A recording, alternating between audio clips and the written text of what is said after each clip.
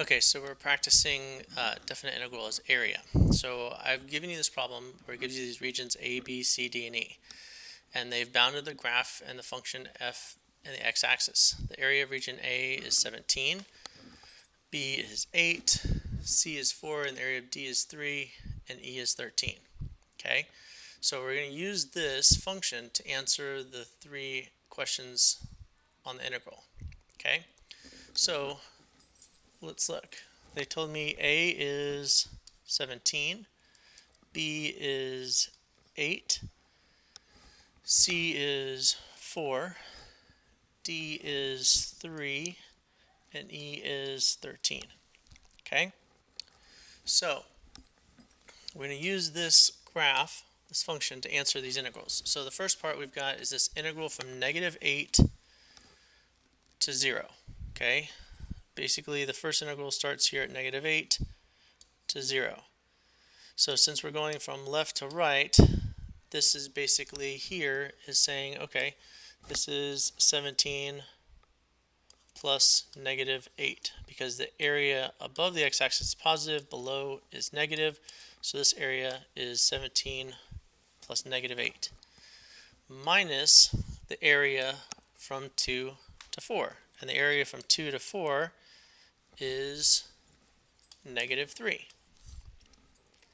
So 17 minus 8, that is 9, minus negative 3 plus 3, so this is 12. So this is equal to 12. Okay?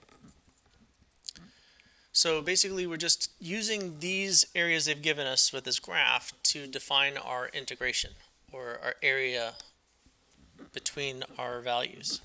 Okay? So here we go. The next one, it says the integral from 2 to negative 3. Well, the first thing I notice here is that my limits are incorrect, because the smaller number should be on the bottom. So what I'm going to do here is I'm going to reverse the limits by making this negative. So it would be from negative 3 to 2 of f of x dx plus, and then when I look at this one, it's talking about the area from 4 to 4, and that's one of our identities, and it says that that is 0 area, because if you're starting at 4 and ending at 4, you basically have no area. So now we're going to look at the area from negative 3 to 2. So here from negative 3 to 2. So that's negative 8 plus 4, because it's area B plus C, and since area B is below the x-axis, it's negative. So that's going to be negative 4, which means this is 4, positive 4. Okay? Now, the last one, okay,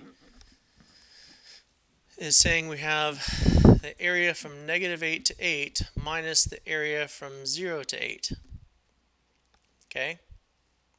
So there are two ways of doing this. So the first way is basically starting off and just doing it.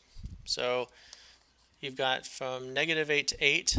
So from negative 8, that's 17 minus 8 plus 4 minus 3 plus 13, like that, minus from 0 to 8, which is 4 minus 3 plus 13. So that's going to be 1, that's 9, plus 1 is 10, so that's 23, minus, and that would be 1 plus 13, which is 14.